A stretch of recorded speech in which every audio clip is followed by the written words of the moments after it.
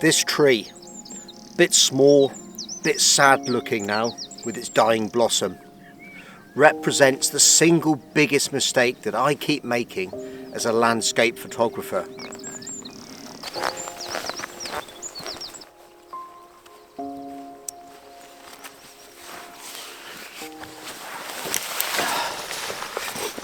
There are three things that I keep doing wrong as a landscape photographer. And these three things add up to being one big mistake. But what is it?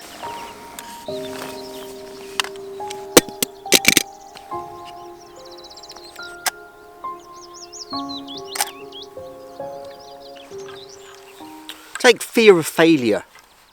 We probably all have it, but we don't really take it for what it is.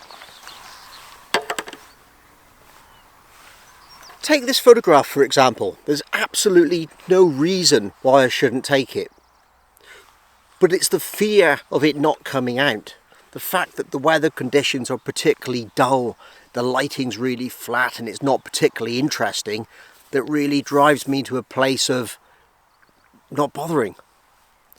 But that might be a mistake. It's not the big mistake, but it could be one of the mistakes. This image, all it relies on is a grouping of three individual trees. A soft, very gentle shadow area underneath each. A very blank, empty background receding into the distance and into the fog that you cannot see beyond. An empty field in front of it. It's a very minimalist image. In fact, I might even process it in black and white.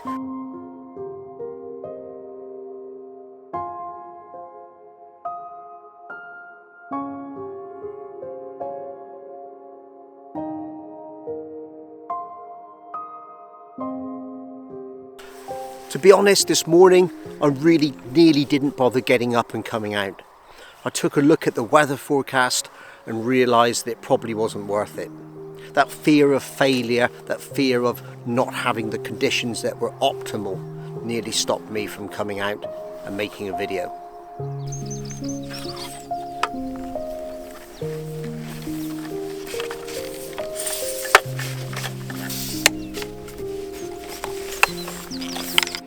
See, originally I was going to come out a day ago and do this video, but I couldn't decide. I couldn't decide if the weather conditions were right, if the lighting was going to be good, if I was going to get any images. And that tree, that sad little tree at the beginning, we'll come back to the tree later. But I just couldn't decide whether or not it was worth coming out.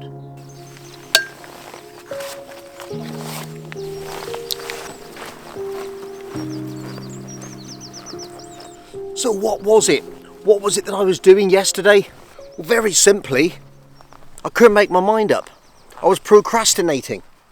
And that's another thing I do. It's not the biggest mistake that I make, but nevertheless, procrastination is a problem that we have. It's not a problem that I just have with photography either. It stops me getting on and doing a lot of things, overthinking, not deciding, and it leads to the big mistake.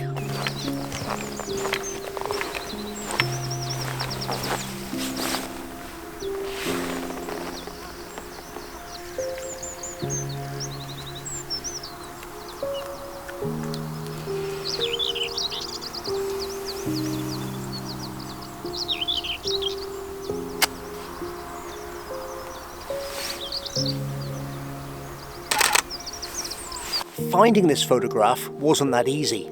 In fact, you could argue it's taken 38 years of landscape photography to come to this point, to this one single moment in time where I happened to have stopped by a cobweb with some morning dew on it over the top of a fresh, young growing fern leaf. And during that 38 years I've had to learn and master new skills. And to learn those new skills and to become successful at something takes mastery. And it doesn't matter if it's photography or archery, whatever it is you're doing, you have to invest the time. And to do that takes a certain amount of discipline. And that's the other thing that I get wrong so many times. I just don't have enough discipline to stay the course. But that still isn't the biggest mistake that I make.